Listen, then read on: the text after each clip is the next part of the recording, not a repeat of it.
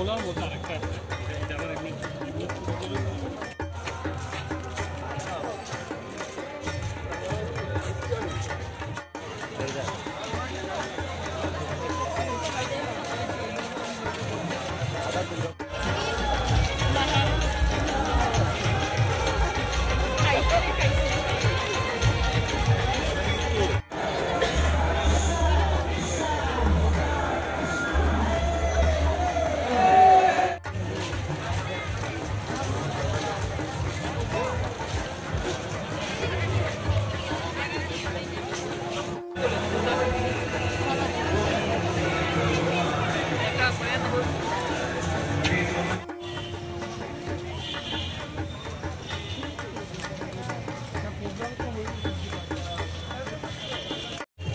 সময়ের মতো এবারও বেরোচ্ছি, ভালোই লাগলো সকালবেলা।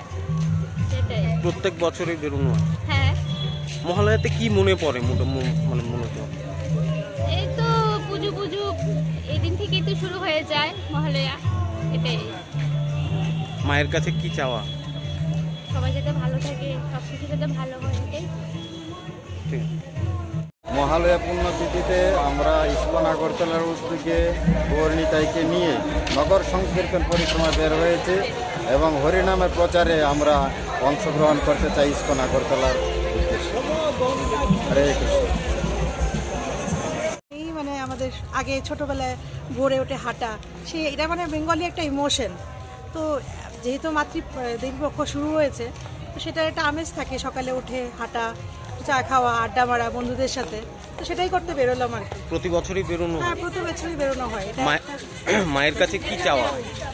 মায়ের কাছে কিছু যেমন এই যে আমাদের এত প্রলয় হচ্ছে, এগুলো যাতে না হয়, এত মেয়েদের যে আমাদের আরজি করের যেটা হলো, এগুলি যাতে মানে আর না হওয়াটাই ভালো, সেটাই মাকে প্রার্থনা করি যে এখন মানুষের যাতে একটু সুবুদ্ধি দেওয়া হয়, এসব যাতে আর না ঘটে। সেটা একটা রিয়েলি একটা পেইনফুল ট্র্যাজেডি, তার মধ্যেও চলছে এখনো, স্টিল যেহেতু সলভ হয়নি, সেটাই। ভীষণই ভালো লাগে। মহালয়া তো একটা পুণ্য লগ্ন, এই দিনে না বেরোলে মনে হয় সারাটা বছর ইনকমপ্লিট গেছে। ভীষণই ভালো লাগে। এখানে আসি আমরা কলেজ টিলা, এখানে আসার আমেজটাই অন্যরকম। মহালয়া মা দুর্গা আসছে, এই আগমন বার্তাটা আমরা এই মহালয়ার দিনেই মানে বিশেষ করে অনুভব করতে পারি। মায়ের কাছে কি চাওয়া? মায়ের কাছে সবার যেমন সারা বছরই যেন সবাই ভালো থাকে, আমি না শুধু, আমার বাচ্চারা না শুধু, দেশবাসী, পৃথিবীবাসী সবাই যেন খুব ভালো থাকে। মার কাছে এটাই আমাদের একমাত্র চাওয়া।